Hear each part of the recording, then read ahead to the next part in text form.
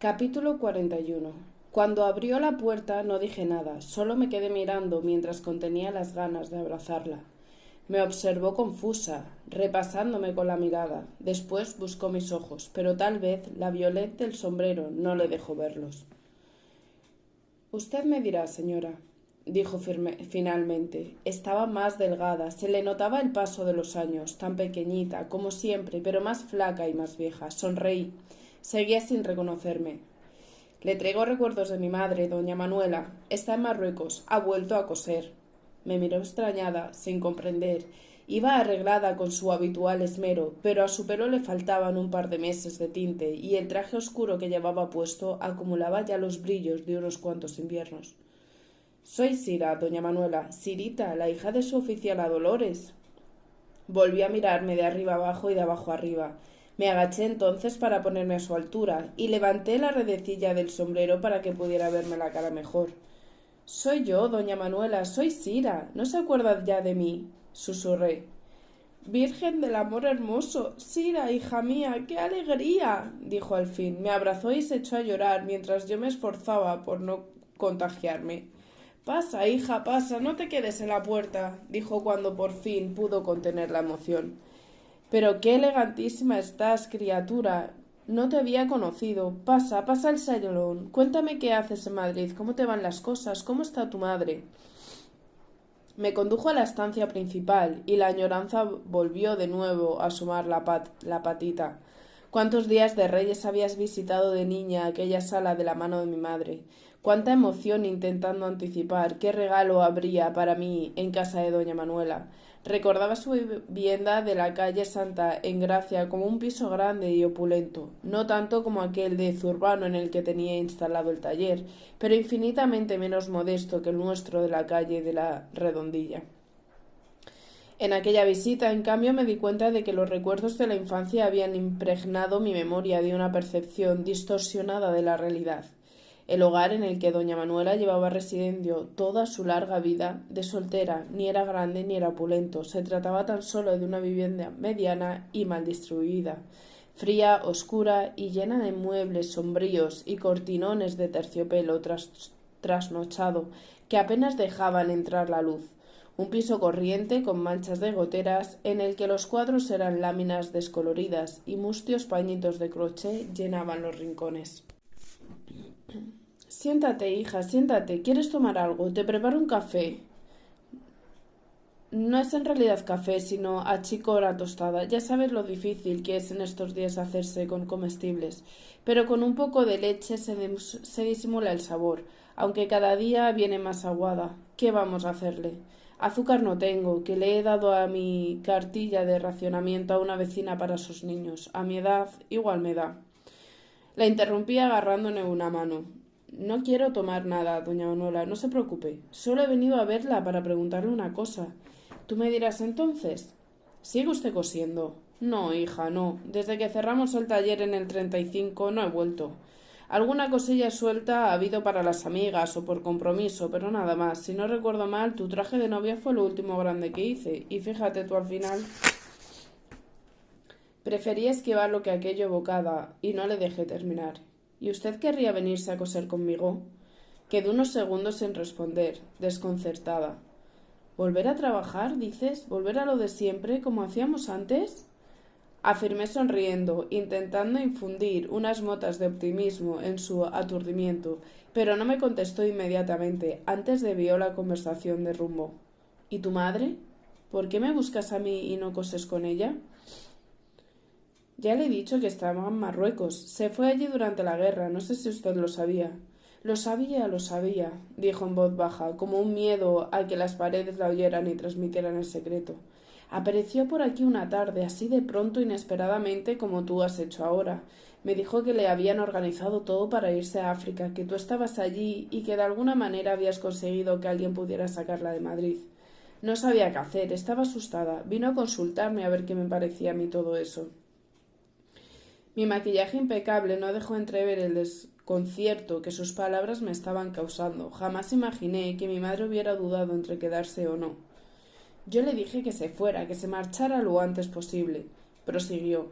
Madrid era un infierno. Todos sufrimos mucho, hija, todos. los de izquierdas peleando día y noche para que no entraran los nacionales, los de derechas ansiando lo contrario, escondidos para que no los descubrieran y los llevaran a las checas, y los que, como tu madre y yo, no éramos ni de un bando ni de otro, esperando a que el horror terminara para poder seguir viviendo en paz. Y todo eso sin un gobierno al mando, sin nadie que pusiera un poco de orden en medio de aquel caos. Así que le aconsejé que sí, que se fuera, que saliera de este sin vivir y no desperdiciara la ocasión de recuperarte. A pesar de mi perplejidad, decidí no preguntar nada sobre aquel encuentro ya lejano. Había ido a ver a mi vieja maestra con un plan de futuro inmediato, así que opté por avanzar hacia él. Hizo bien en animarla, no sabe cuánto se lo agradezco, doña Manuela, dije. Ella está estupenda ahora, contenta, trabajando otra vez. Yo monté un taller en Tetuán en el 36, justo unos meses después de empezar la guerra.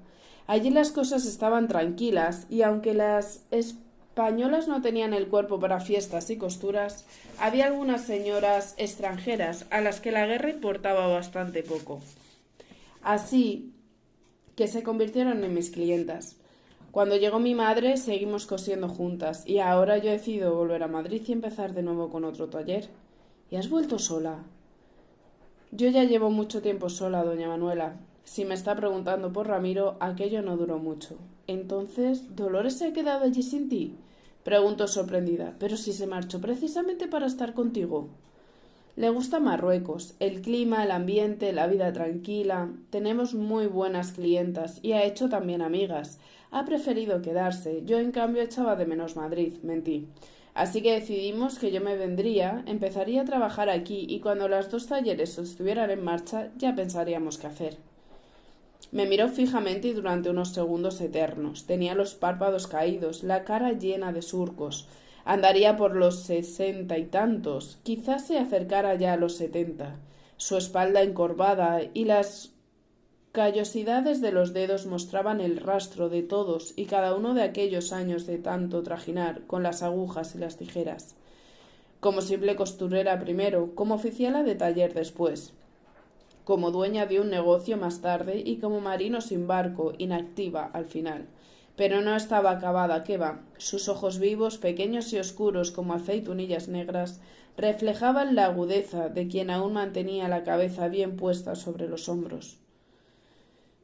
No me lo estás contando todo, ¿verdad, hija? Dijo por fin. Vieja lagarta, pensé con admiración. Se me había olvidado lo lista que era. No, doña Manuela, no se lo estoy contando todo, reconocí. No lo estoy contando porque no puedo hacerlo. Pero sí puedo contarle una parte, verá. En Tetuán conocí a gente importante, gente que a día de hoy es influyente. Ellos me animaron para que viniera a Madrid, montara un taller y cosiera para ciertas clientas de la clase alta. No para señoras cercanas al régimen, sino sobre todo para extranjeras y para españolas aristócratas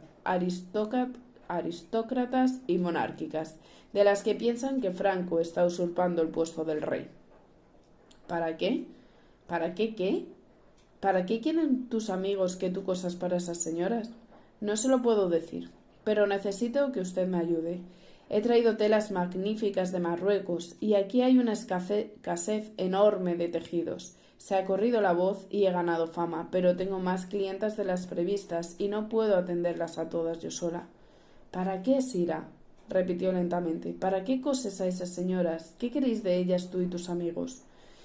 Apreté los labios con decisión, dispuesta a no soltar una palabra. No podía, no debía, pero una fuerza extraña pareció empujar mi voz desde el estómago, como si doña Manuela estuviera de nuevo al mando y yo no fuera más que una aprendiz adolescente, como cuando tenía todo el derecho de exigirme explicaciones por haberme escapado de una mañana entera de trabajo yendo a comprar 3 docenas de bombones de nácar de la plaza Pontejos. Hablaron mis vísceras y el ayer y no yo. Les coso para obtener información sobre lo que hacen los alemanes en España. Después pasó esa información a los ingleses. Me mordí el labio inferior, nada más pronunciar la última sílaba, consciente de mi imprudencia. Lamenté haber traicionado la promesa hecha a Hilgard de no revelar a nadie mi cometido, pero ya estaba dicho y no había vuelta atrás. Pensé entonces en aclarar la situación, añadir aquello de que era conveniente para España mantener la neutralidad, de que no estábamos en condiciones de afrontar otra guerra, todas esas cosas, en fin, las que tanto me habían insistido, pero no hizo falta, porque antes de que pudiera agregar nada, percibió un brillo raro en los ojos de doña Manuela, un brillo en los ojos y el apunte de una sonrisa en un lado de la boca. Con los compatriotas de doña Victoria Eugenia, hija mía, lo que haga falta. Dime nada más cuándo quieres que empiece. Seguimos hablando la tarde entera, organizamos cómo habríamos de repartirnos el trabajo, y a las 9 de la mañana del día siguiente la tenía en casa. Aceptó de mil amores ocupar un papel secundario en el taller. No tener que dar la cara con las clientas fue casi un alivio para ella. Nos compenetramos a la perfección, tal como había hecho a lo largo de los años mi madre y ella, pero con el orden invertido. Accedió a su nuevo puesto con la humildad de los grandes. Se incorporó a mi vida y a mi ritmo, congenió con Dora y Martina, aportó su experiencia y una energía para que sí habrían querido muchas mujeres con 3 décadas menos en la espalda. Se adaptó sin el menor inconveniente a que fuera yo quien llevara la batuta, a mis líneas de ideas menos convencionales y a asumir 1000 pequeñas tareas que tantas otras veces había hecho las simples modistillas a sus órdenes. Volver a la brecha tras los duros años de inactividad fue para ella un regalo, y como un bacanal de amapolas en el agua de abril, emergió de sus días mortecinos y revivió. Con doña Manuela al mando de la retaguardia del taller, las jornadas de faena se volvieron más sosegadas. Seguimos trabajando ambas largas horas, pero pude por fin empezar a moverme sin tanta precipitación y a disfrutar de algunos ratos de tiempo libre. Hice más vida social, mis clientas se encargaban de animarme a asistir a 1000 actos, ansiosas de exhibirme como el gran descubrimiento de la temporada. Acepté la invitación a un concierto de bandas militares alemanas en el Retiro, a un cóctel en la Embajada de Turquía, a una cena a la de Austria y algún que otro almuerzo en sitios de moda. Comenzaron a rondarme los moscones, solteros de paso, casados barrigones con posibles para mantener 3 queridas o pintorescos diplomáticos procedentes de los más exóticos confines. Me los quitaba de encima tras 2 copas y un baile. Lo último que en aquel momento necesitaba era un hombre en mi vida. Pero no todo fue fiesta y solaz, ni muchísimo menos. Doña Manuela relajó mi día a día, pero con ello no llegó el sosiego definitivo. Al poco tiempo de haber descargado a los hombros el peso fardo de trabajo en solitario, un nuevo nubarrón apareció en el horizonte. El simple hecho de transitar las calles con menos apremio, de poder detenerme ante algún escaparate y destensar el ritmo de mis idas y venidas, me hizo notar algo que hasta entonces no había percibido, algo de lo que Hilgar me había ya avisado en la larga sobremesa de Tánger. Efectivamente, noté que me seguían. Quizá lo llamaba haciendo desde hacía tiempo y mis prisas constantes me habían impedido apreciarlo. O tal vez era algo nuevo, coincidente por pura casualidad en la incorporación de doña Manuela a Chezarish. El caso era que una sombra parecía haberse instalado en mi vida. Una sombra no permanente, ni siquiera diaria, ni siquiera completa. Por eso tal vez me costó adquirir plena conciencia de su cercanía. Primero pensé que aquellas percepciones no eran más que bromas de mi imaginación. Era otoño, Madrid estaba repleto de hombres con sombrero y gabardina de cuello subido. De hecho, aquella era una estampa masculina del todo común en esos tiempos de posguerra, y cientos de réplicas casi idénticas llenaban a diario las calles, las oficinas y los cafés. La figura de quien se detuvo con la cara vuelta a la vez que yo para cruzar la Castellana no tenía por qué corresponder a quien un par de días después fingió pararse a dar una limosna a un ciego harapiento mientras yo miraba unos zapatos en una tienda. No había tampoco razón fundamentada para que su gabardina fuera la misma que me siguió aquel sábado hasta la entrada del Museo del Prado, o para que a ella correspondiera la espalda que con un disimulo se ocultó tras una columna en el grill del Ritz, después de comprobar con quién compartía yo almuerzo cuando allí me cité con mi clienta Agatha Rattenborg, una supuesta princesa europea de raigambre altamente dudosa. No había, cierto era, forma objetiva alguna de ratificar que todas aquellas gabardinas desparramadas a lo largo de las calles y los días convergieran en un único individuo, y sin embargo, de alguna manera, mi pálpito me dijo que el dueño de todas ellas era uno y el mismo. El tubo de pantalones que dispuse esa mañana para dejar en el salón de peluquería contenía 7 mensajes convencionales de extensión mediana y uno personal con tan solo 2 palabras. Me siguen. Acabé de prepararlos tarde. Había sido un largo día de pruebas y costuras. Doña Manuela y las chicas habían ido pasando las 8. Tras su marcha rematé un par de facturas que debían estar listas para primera hora de la mañana. Me di un baño y envuelta ya en mi larga bata de terciopelo, granaté. Cené de pie en un par de manzanas y un vaso de leche apoyada contra el fregadero de la cocina. Estaba tan cansada que apenas tenía hambre. Tan pronto como terminé, me senté a codificar los mensajes y una vez acabados estos y convenientemente quemadas las notas del día, empecé a apagar luces para irme a la cama. A medio camino en el pasillo me detuve en seco. Primero me pareció oír un golpe aislado, luego fueron 2, 3, 4 y después silencio, hasta que empezaron otra vez. La procedencia era clara, llamaban a la puerta.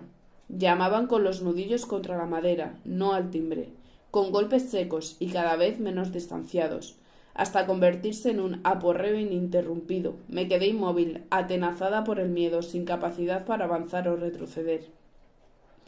Pero los golpes no cesaban y su insistencia me hizo reaccionar. Quienquiera que fuera no tenía la menor intención de marcharse sin verme. Me fajé el cinturón a la bata con fuerza y acudí lentamente a la entrada. Tragué saliva, me acerqué a la puerta, muy despacio, sin hacer el menor ruido, y aún atemorizada levanté la mirilla. «Pase, por Dios, pase, pase», fue lo único que acerté a susurrar tras abrir. Entró precipitado, nervioso, descompuesto. Ya está, ya estoy fuera, ya he terminado todo. Ni siquiera me miraba, hablaba como oído, como para sí mismo. Para el aire o a la nada. Le conduje al salón con prisa, casi empujándole, acobardada por la idea de que alguien en el edificio pudiera haberle visto. Todo estaba en penumbra, pero antes siquiera de encender alguna luz, intenté que se sentara, que se sosegara un poco. Se negó. Siguió andando de un extremo a otro de la estancia, desencajado y repitiendo lo mismo una y otra vez. Ya está, todo acabado, ya está todo terminado. Prendí una pequeña lámpara en un rincón y sin consultarle siquiera le serví un coñac generoso. Tenga, dije obligándole a sostener la copa con su mano derecha. Beba, ordené. Obedeció tembloroso. Y ahora siéntese, relájese y después cuénteme lo que pasa. No tenía la menor idea de la razón que le había llevado a presentarse en mi casa pasada la medianoche, y aunque confiaba en que hubiera sido discreto en sus movimientos, lo alterado de su actitud me indicó que tal vez todo le diera ya igual. Hacía más de 1 año y medio que no le veía, desde el día de su despedida oficial en Tetuán. Preferí no preguntar nada, no presionarle. Aquello no era, obviamente, una mera visita de cortesía, pero decidí que sería mejor esperar a que se calmara. Tal vez entonces él mismo me contaría qué era lo que quería de mí. Se sentó con la copa entre los dedos, volvió a beber. Vestía de paisano, de oscuro, con camisa blanca y corbata rayada, sin la gorra de plato, los galones y la banda atravesando el pecho que tantas veces le había visto en los actos formales y de la que se libraba apenas acababa el evento que la requiriera. Pareció calmarse un poco y encendió un cigarrillo. Fumó mirando al vacío, envuelto en el humo y en sus propios pensamientos. Yo, entre tanto, no dije nada. Tan solo me senté en un sillón cercano, crucé las piernas y esperé. Cuando acabó el pitillo se incorporó brevemente para apagarlo en el cenicero, y desde esa posición alzó por fin la vista y me habló. Me han cesado. Mañana será público. Ya está la nota enviada al boletín oficial del Estado y a la prensa. En 7 u 8 horas la noticia estará en la calle. ¿Sabe con cuántas palabras me van a liquidar? Con 19. Las tengo contadas. Mire. Del bolsillo de la chaqueta sacó una nota manuscrita. Me la enseñó. Contenía tan solo un par de líneas que él recitó de memoria. Cesa en el cargo de ministro de Asuntos Exteriores don Juan Beigbeder Atienza, expresándole mi reconocimiento por los servicios prestados. 19 palabras sin exceptuarnos el don ante mi nombre, que irá probablemente contraído. Si no, serían 20. Después aparecerá el del caudillo, y me expresa su gratitud por los servicios prestados. Tiene bemoles la cosa. Apuró la copa de un trago y le sirvió. Sabía que llevaba meses en la cuerda floja, pero no esperaba que el golpe fuera tan súbito, ni tan denigrante. Encendió otro cigarrillo y siguió hablando entre bocanadas de humo. Ayer por la tarde estuve reunido con Franco en el Pardo. Fue un encuentro largo y distendido. En ningún momento estuvo crítico ni especuló sobre mi posible relevo. Y mire que las cosas han estado tensas durante los últimos tiempos. Desde que empecé a dejarme ver abiertamente con el embajador Oare, de hecho, me marché de la entrevista satisfecho, pensando que lo dejaba meditado sobre mis ideas, que tal vez había decidido dar por fin un mínimo de crédito a mis opiniones. ¿Cómo iba a imaginar que lo que estaba a punto de hacer nada más salir yo por la puerta era afilar el cuchillo para clavármelo por la espalda al día siguiente? Le pedí audiencia para comentar con él algunas cuestiones sobre su próxima entrevista con Hitler en Hendaya, a sabiendas de la humillación que para mí suponía el hecho de que no hubiera contado conmigo para acompañarle. Aun así, quería hablar con él, transmitirle cierta información importante que había obtenido a través del almirante Canaris, el jefe de la ABWEG, la Organización de Inteligencia Militar Alemana. ¿Sabe de qué le hablo? He oído el nombre, sí. A pesar de lo poco simpático que pueda parecer el puesto que ocupa, Canaris es un hombre afable y carismático y mantengo con él una relación excelente.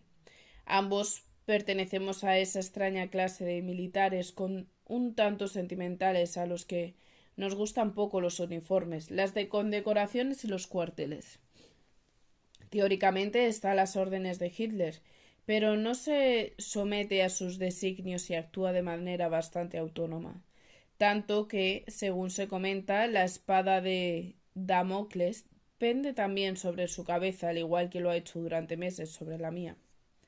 Se levantó de su sitio, dio unos pasos y se aproximó a un balcón. Las cortinas estaban descorridas. Mejor no se acerque, avisé tajante. Pueden verle desde la calle. Recorrió entonces varias veces el salón de punta a punta mientras continuaba hablando.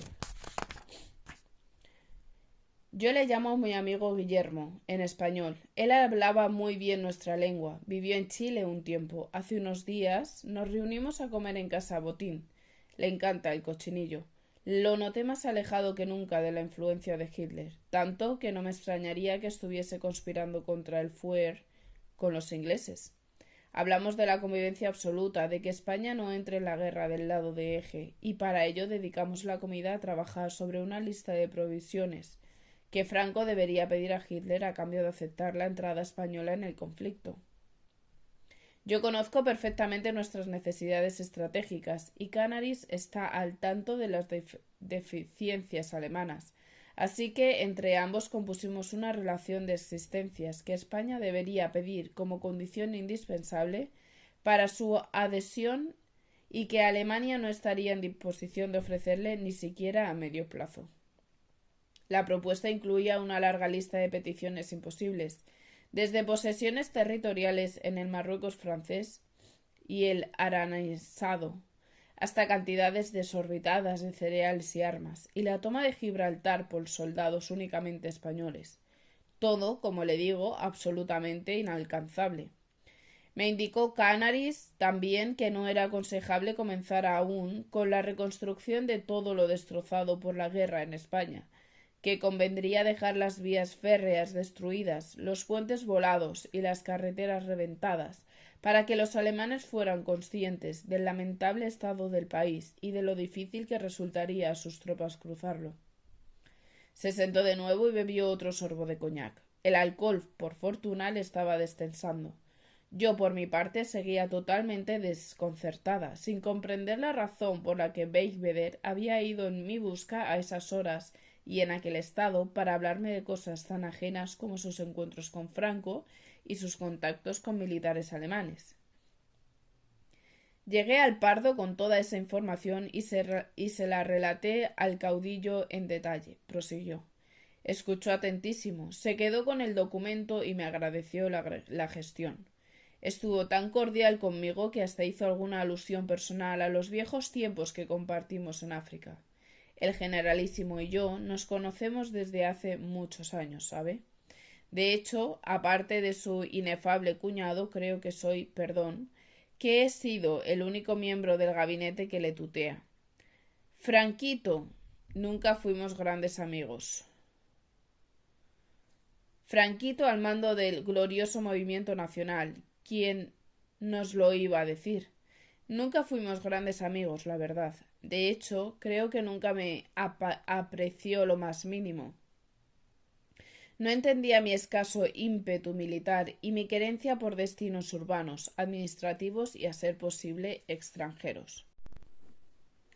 A mí tampoco me fascinaba él, ¿qué quiere que le diga? Siempre tan serio, tan recto y aburrido, tan competitivo y obsesionado por los ascensos y el escalofón. Un verdadero coñazo de hombre, se lo digo con sinceridad.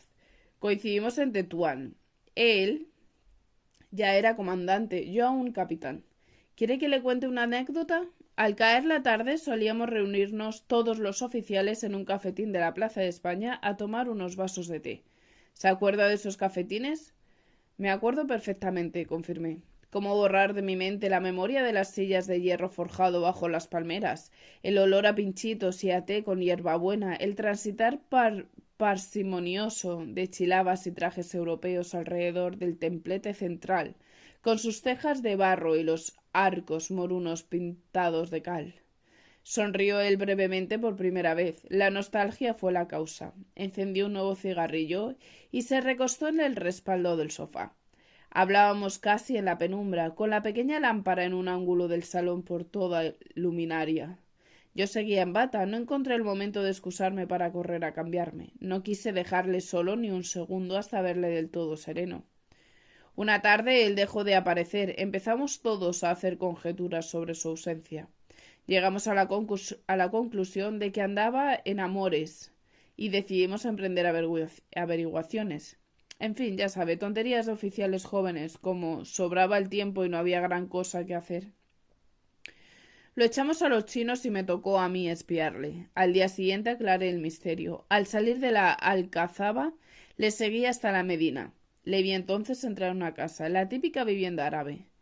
Aunque me costara trabajo creerlo, imaginé en principio que tenía un lío con alguna muchachita musulmana. Entré en la casa con una excusa cualquiera y lo recuerdo ya. ¿Cree usted que encontré? A nuestro hombre recibiendo lecciones de árabe. A eso se dedicaba.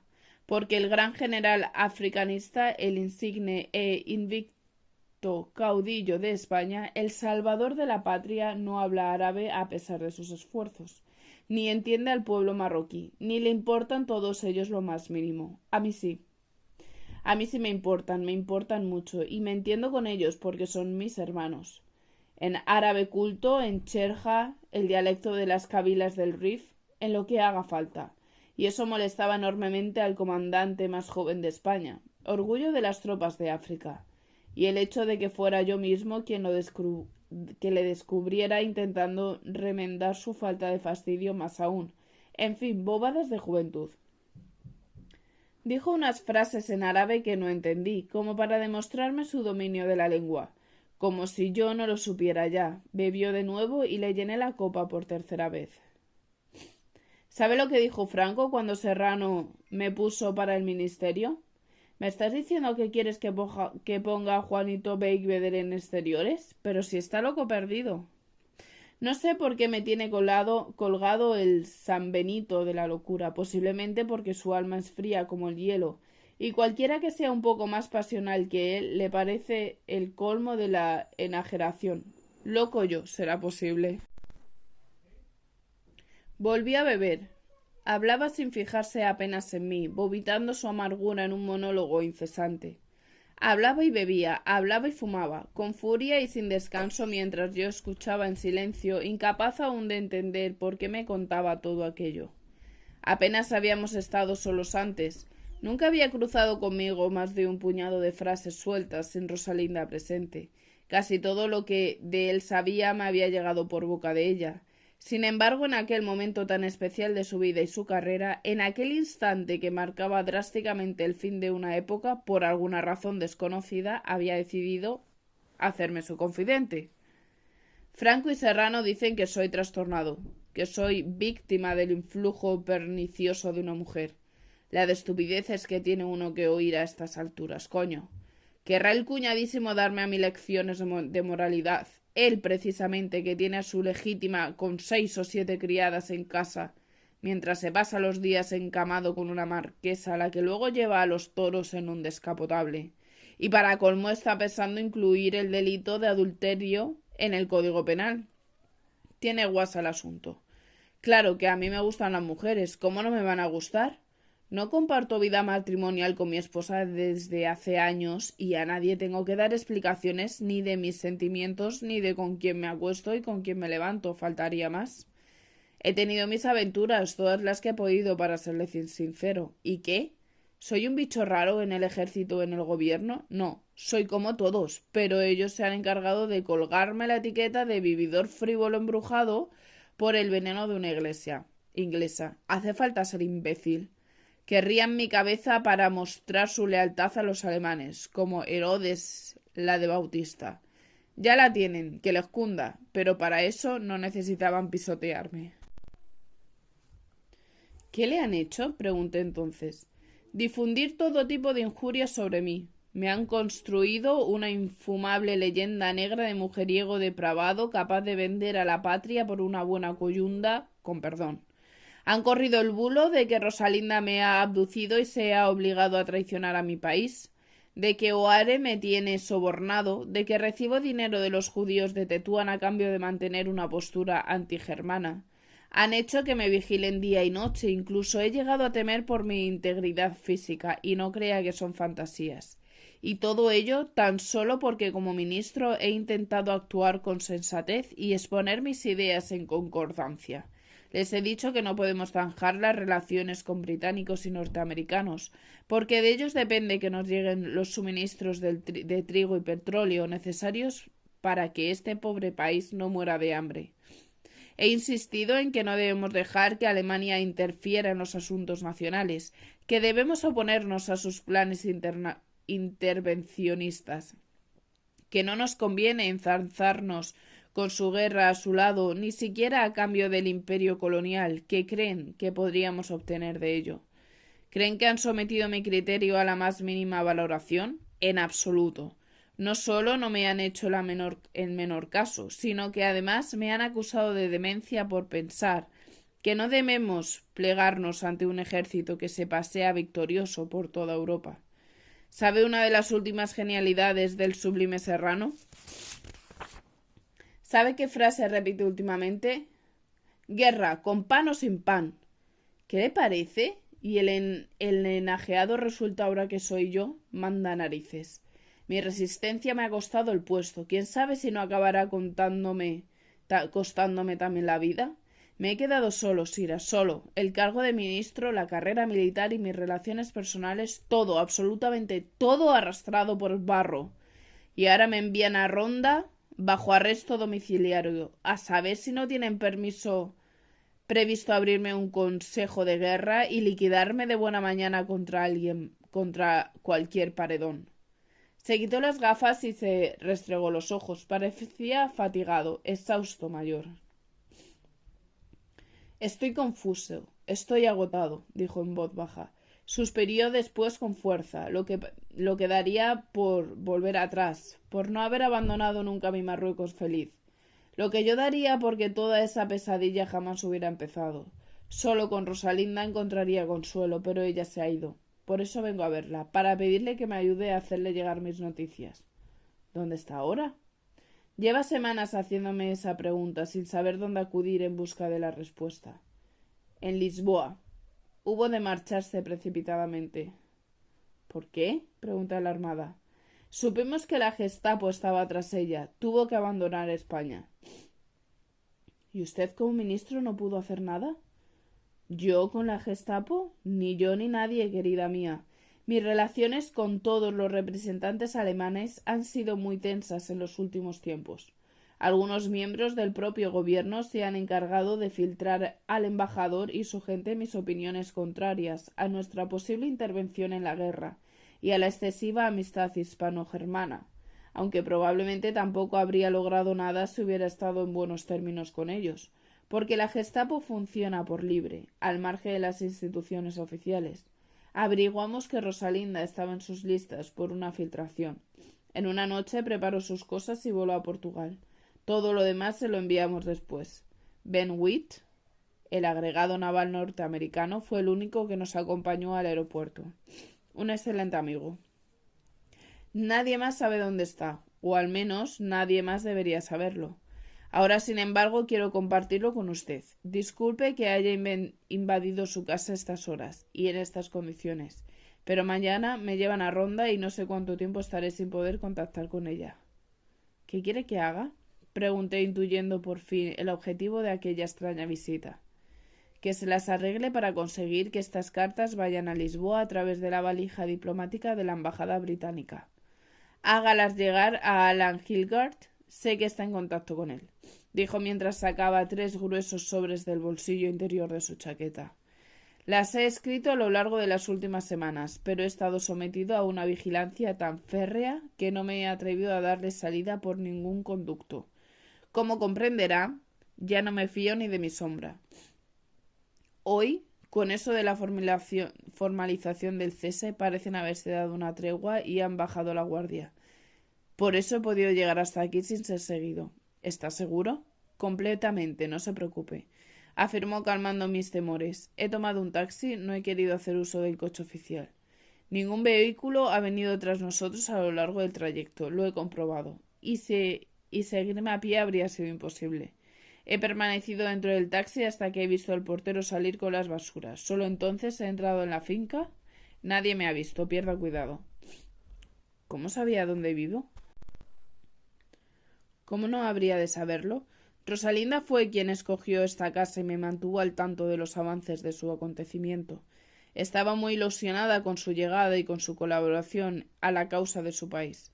Volvió a sonreír con la boca cerrada, apenas tensando una de las comisuras. La he querido mucho, ¿sabes, Ira? La he querido muchísimo. No sé si volveré a verla, pero... Pues si no lo hiciera, dígale que habría dado la vida por haberla tenido a mi lado esta noche tan triste. ¿Le importa que me sirva otra copa? Por favor, no hace falta que me pregunte. Había perdido la cuenta de las que llevaba, 5 o 6 probablemente. El momento de melancolía pasó con el siguiente trago. Se había relajado y no parecía tener intención de marcharse. Rosalinda está contenta en Lisboa. Va abriéndose camino, ya sabe. Ya sabe cómo es ella, capaz de adaptarse a todo con una facilidad impresionante. Rosalinda Fox, nadie como mi amiga para reinventarse y empezar de cero tantas veces como hiciera falta. Qué pareja tan rara formaban Beigbeder y ella. Qué distintos y sin embargo qué bien complementados. Vaya a verla cuando pueda a Lisboa. Le alegrará mucho pasar unos días con usted. Su dirección está en las cartas que le he dado. No se deshaga de ellas sin copiarlo antes. Lo intentaré, se lo prometo. ¿Piensa usted irse también a Portugal? ¿Qué tiene previsto hacer cuando todo esto termine? Cuando acabe el arresto, qué sé yo, puede durar años, incluso puede que nunca salga con vida de él. La situación es muy incierta, ni siquiera sé qué cargos van a presentar contra mí. Rebeldía, espionaje, traición a la patria, cualquier barbaridad. Pero si la baraca se pusiera de mi parte y todo terminara pronto, creo que sí. Que me iría al extranjero. Bien sabe Dios que yo no soy ningún liberal, pero me repugna el totalitarismo megalómano con el que Franco ha emergido de la victoria. Ese monstruo que él ha engendrado y muchos hemos colaborado a alimentar. No se imagina cómo me arrepiento de haber contribuido a engrandecer su figura desde Marruecos durante la guerra.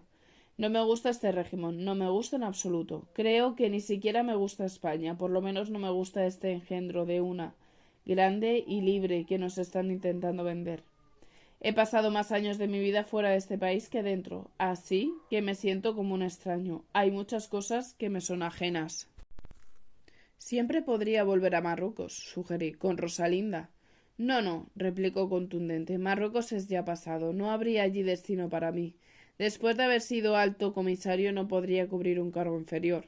Con todo el dolor de mi corazón, me temo que África ya es un capítulo cerrado de mi vida. Profesionalmente quiero decir, porque mi corazón estaré vinculado a ella mientras viva. Inshallah. Así sea. Entonces, todo dependerá de mi situación militar. Estoy en manos de caudillo generalísimo de todos los ejércitos, por la gracia de Dios. Hay que fastidiarse, como si Dios tuviera algo que ver en estos asuntos tan tortuosos. Igual me levanta el arresto en un mes que decide que me den garrote y prensa. ¿Quién me lo iba a decir hace 20 años, mi vida entera en manos de Franquito? Volvió a quitarse las gafas y a restregarse los ojos. Llenó de nuevo la copa. Encendió otro cigarrillo. Está muy cansado, dije. ¿Por qué no se va a dormir? Me miró con cara de niño perdido, con la cara de un niño perdido que a sus espaldas cargaba más de 50 años de existencia, el puesto más alto de la administración colonial española y un cargo ministerial de caída estrepitosa. Respondió con una sinceridad apabullante. No quiero irme, porque soy incapaz de soportar la idea de volver a estar solo en ese caserón tan lúgubre que hasta ahora ha sido mi domicilio oficial. Quédese a dormir aquí, si quiere, ofrecí. Sabía que era una temeridad por mi parte invitarle a pasar la noche, pero intuía que en su estado podría hacer cualquier locura si le cerraba las puertas de mi casa y le empujaba a vagar solo por las calles de Madrid. Mucho me temo que voy a ser incapaz de pegar ojo, reconoció con una media sonrisa cargada de tristeza. Pero sí, le agradecería que me dejara descansar un poco. No la molestaré, se lo prometo. Será como un refugio en mitad de la tormenta. No pudo imaginarse lo amarga que es la soledad del repudiado. Está usted en casa. Voy a traerle una manta por si quiere echarse. Quítese la chaqueta y la corbata. Póngase cómodo. Siguió mis instrucciones mientras yo iba en busca de un cobertor. Cuando volví estaba en mangas de camisa, llenando la nueva copa de coñac. La última, dije con autoridad, llevándome la botella. Dejé un cenicero limpio sobre la mesa y una manta en el respaldo del sofá. Me senté entonces junto a él. Le agarré el brazo suavemente. Todo pasará, Juan Luis. Dale tiempo. Antes o después. Al final todo pasará. Descansé mi cabeza sobre su hombro y él puso su mano en mi mano. Dios la oiga, Sira. Dios la oiga, susurró. Le dejé con sus demonios y me fui a acostar. Mientras recorría el pasillo, camino de mi cuarto, le escuché hablar solo en árabe. No entendí lo que decía. Tardé en dormirme. Probablemente fuera ya más de las 4 de la madrugada, cuando conseguí conciliar un sueño inquieto y extraño. Me desperté al oír la puerta de entrada cerrarse al fondo del pasillo. Miré la hora en el despertador, las 8 menos 20. Nunca más le volví a ver.